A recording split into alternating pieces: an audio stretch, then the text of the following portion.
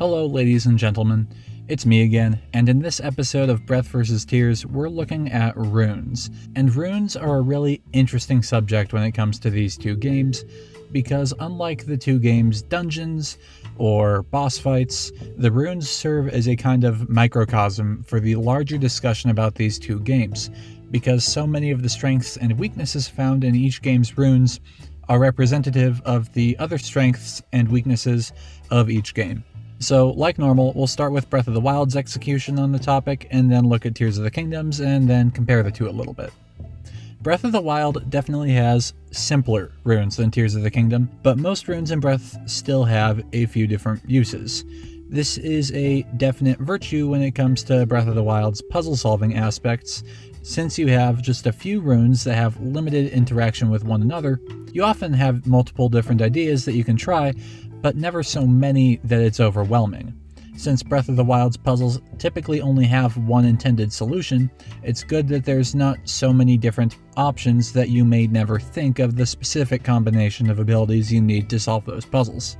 These runes are, however, more limited outside of the context of shrines and dungeons.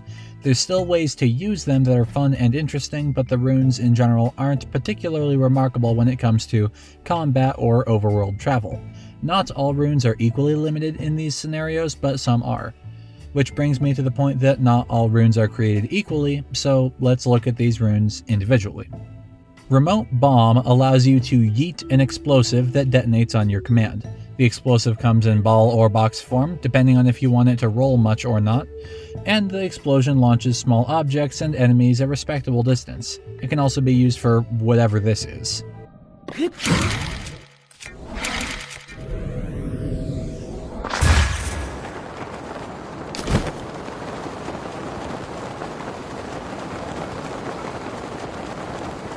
Remote Bomb has relatively minimal interactions with puzzles, mostly limited to activating switches and propelling small objects. Instead, Remote Bomb is the one rune that is primarily useful for combat. It's one of the biggest sources of splash damage in Breath of the Wild, and it can be used to knock small enemies off of cliffs quite effectively. I know some people don't like that the bombs are infinite, but in the context of a skirmish, the bomb cooldown alleviates this perceived issue. And even after upgrading the bomb, the damage never gets high enough to justify making it your main weapon. Magnesis is a tool that allows you to move around specifically metal objects. I think after playing Tears, a lot of people see Magnesis as just a garbage version of Ultrahand, which can move all sorts of stuff around. But I think those people are missing some of the point of Magnesis. It's a rune that's primarily for puzzle solving in a game where puzzles have one solution, so the rune's static design is meant to complement the rigid puzzle design of Breath of the Wild. It can also sort of be used in combat, just figured I'd point that out, but its interaction is fairly minimal. Stasis is a lot of people's favorite rune, and I might fall into that crowd as well, I'm not sure. I think that the Stasis rune does have a near perfect balance of creative freedom and reasonable limitation. It allows you to freeze an item in time for up to like 10 seconds or something, and while it's frozen, you may or may not choose to apply kinetic force to it, which will have the result of launching the item as soon as the stasis ends. This very simple concept is surprisingly versatile in practice, as it can be used to pause an enemy when there's too many bokoblins around, stop moving parts in a machine, launch long-range heavy projectiles at enemies, or even launch yourself if you're feeling fancy. It's just, in general, a very well-designed rune that is simple and limited in concept, but has several different applications. And finally, Cryonis is on the other end of the spectrum. It is probably the most niche and limited rune in Breath of the Wild, unless you count the camera, which I don't. Cryonis allows you to create an elevated frozen surface on a body of water, and that's it. Now, if there were a lot of runes that we collected over time to the point where it was more like learning spells, I think Cryonis would be considered a reasonably interesting rune, but since it's one of just 4 main runes, it's pretty underwhelming. It has very little utility even within shrine puzzles, since a majority of shrines don't involve water. And as for outside of shrines and dungeons, the only place Cryonis ever finds any use is in crossing quick-flowing rivers, and even then it's not always the fastest or most effective option. This is just something that I think would improve Cryonis a lot, but Cryonis should be something that you can use on any surface as long as it's raining. That way, you still have a way to scale cliffs in the rain, and the rune has more than one overland purpose. Overall, Breath of the Wild's runes are simple in concept and design, but most of them have a few different ways in which they can be used. They're nothing near the versatility and freedom that Tears of the Kingdom offers, and some of the runes could use more interactions with the world, but overall, they're not bad by any means either. Breath of the Wild runes are useful, but not mind-blowing. On the other hand, Tears of the Kingdom's runes are really innovative and fun, and do much more for the game, but also have some pretty serious detriments. So while they provide more flexibility, more creativity, and more potential, they're also really frustrating in a bizarrely convoluted way. The creative potential of Tears of the Kingdom, particularly when it comes to runes, is truly massive, and allows for players to approach problems with one of any number of solutions. However, some of these solutions kind of break how the game is supposed to work. The number of shrines and dungeon puzzles that you can either cheese or skip altogether with a little bit of rune abuse is kind of insane. This isn't a problem for everyone, and some people enjoy breaking the game a little bit like this, but for a lot of people, myself included, this took away from the immersion and interest that they had in Tears of the Kingdom. It didn't matter if they were cheesing stuff or not, just the fact that they could was enough to take them out of the moment. But this isn't to say that Tears of the Kingdom runes are bad. That's ridiculous. They integrate countless exciting possibilities into the gameplay. And we all know that. That's why I'm not elaborating on that as much just yet, because there's no need to. The potential of these runes as an aspect of gameplay is crystal clear. I'm just questioning if it's worth the cost. One thing that is unrelated to the individual rune design that is worth noting in Tears of the Kingdom is how a lot of runes work together in really powerful ways. In particular, the synergies of Ultrahand, Ascend, and Recall are almost too numerous to describe.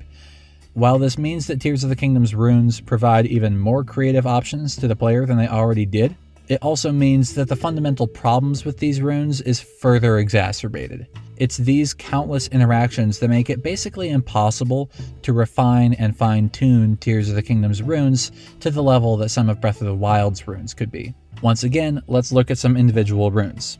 Ultrahand is a strange rune. Many people have claimed it as the central strength of Tears of the Kingdom. It lets you move around all sorts of obstacles, connect different objects together, and build various machines, including vehicles, war machines, and Korok roasters. This rune is super creative and has a ton of utility, and is one of the game's main selling points over Breath of the Wild. And I have to say, I don't like Ultrahand. I'm not saying it's a bad rune, I'm just saying I don't enjoy using it, especially for building things. I can build things, I had some half-decent builds, but I'd just rather find another way to accomplish my goals, so I usually avoid using Ultrahand where I can. I think building in Tears of the Kingdom feels a little bit too tacked on. Personal bias put aside though, Ultrahand has unusually important strengths and weaknesses. On the strengths side, it gives players an unbridled medium for creativity. It provides a lot of utility, and it has application in almost every main part of the game, whether that be combat, travel, or puzzle solving. But there are weaknesses as well. Ultrahand is arguably too strong, as you can use it to trivialize a lot of the game. Combat becomes a joke when you unleash 5 taser carts onto the battlefield. Travel becomes unnecessarily easy with any one of the popular flying machines. And a lot of puzzles can just be skipped through the use of Ultrahand when paired with the other runes, but we'll get more to that later. Building vehicles and other machines also takes quite a bit of time and can be pretty tedious. Even if you're just building a hot air balloon, you're spending 30 seconds to a couple of minutes doing something that could have been done in the previous game in about 3 seconds with the annoying Birdman's Gale. Fuse is probably the worst rune in Tears of the Kingdom, and here's why. Most weapons in Tears of the Kingdom deal very little base damage, which means that you kind of have to use Fuse to make good weapons. Even if you have some weapons that deal decent damage, fusing will only improve them, with no downsides. This results in several big problems. The first is that it depreciates the uniqueness of gear. If you found, for instance, a Thunderblade in Breath of the Wild, the Thunderblade was allowed to just be a Thunderblade and it looked awesome. If you want a Thunderblade in Tears of the Kingdom, you can't get one. You need to fuse some gemstone to the end of your sword to make a lightning-based weapon, and that just isn't the same. And even if you could get a legitimate Thunderblade in Tears of the Kingdom, the weapon becomes mechanically, objectively better if you stick a pine cone on the end. I can't be the only one who sees that as a problem. It means that no weapon is allowed to feel unique in Tears, which is a crying shame because weapons like the Construct swords and the Gloom weapons look really cool, but they're not that viable of weapons until you've stuck bokoblin horns all over them. The Fuse rune is a cool idea, but it damages the game's overall aesthetic. Another problem with Fuse is that it uses up your supplies, which sounds like it could be a good thing at first glance because there were a lot of useless materials back in Breath of the Wild days, but there is nothing more frustrating than fusing a rare monster part onto a weapon because it has a high attack bonus, only to discover that you need to save those for an armor upgrade. Grinding for armor upgrades is tedious enough already, so we really didn't need the game to make it more frustrating than it already was. Finally, Fuse makes weapon durability a bigger problem. I like weapon durability in both Breath of the Wild and Tears of the Kingdom. I think it's a good game design choice in those cases, but Fuse does make it more annoying in the latter game. Back in Breath of the Wild, you could just go into an encounter and replace any weapons that broke in the encounter with the defeated enemy's weapons. That was the intended cycle of the game, and it worked very fluidly. In Tears of the Kingdom, however, those 2 or 3 new weapons you picked up aren't ready for combat yet. First, you've got to menu through to grab yourself some monster parts, then fuse them to your new weapons one at a time until your arsenal is ready for the next encounter. And it's not like Fuse drastically increases weapon durability either. I hadn't even noticed that the durability went up with parts attached until someone pointed it out to me, and even now I don't typically notice it. This is really an unfortunate side effect for the Fuse rune, since I think it was largely meant to mitigate the perceived problems with weapon durability. But instead of solving problems that were only barely there, it ended up making new problems. Ascend is the third rune in Tears of the Kingdom, and Ascend is a much better rune than Fuse. It's very simple and straightforward and has application both in puzzle solving and in travel. Is just a very well balanced rune that doesn't try to do too much, but doesn't do too little either. Most of the things that I like and dislike about Ascend is how it can be used in conjunction with other runes, so I'll save most of my thoughts on it for a minute here. Recall is in a similar boat to Ascend in that most of what I have to say about it has to do with how it works with other runes. I really like how you can use it to hurl projectiles back at enemies, but I do wish that it did a little bit more damage because recalling projectiles never ends up quite feeling worth it. Auto build is the fifth and final rune I'm going to talk about. At least I would talk about it if there was anything to talk about, but there's not. It's purely a quality of life convenience tool. So I've been saying that the ways in which these runes work together is really important, and that's because the combos between some of these runes are absolutely bonkers.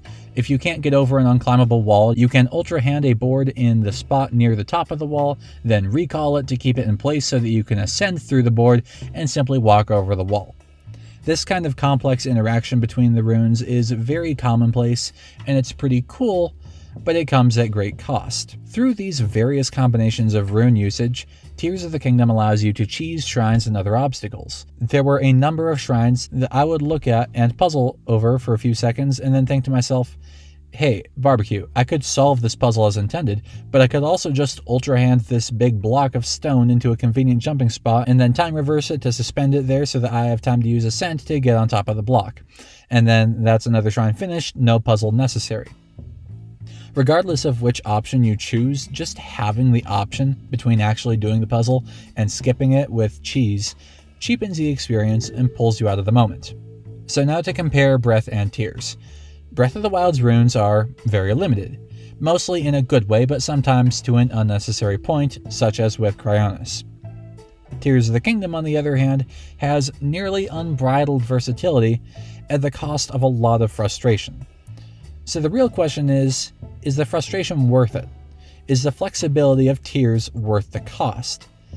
And I think it's largely a matter of perspective. People who are looking for a more creative outlet will probably find Tears of the Kingdom's runes more to their taste, whereas someone who just wants to play the game will probably prefer Breath of the Wild runes.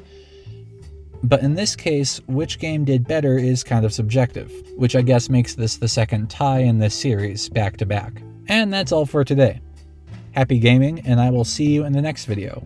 Well, actually I won't. I can't see through your camera or anything. At least not legally. And you won't see me either, I guess. It's not as if I use a camera. I don't know why I'm still talking.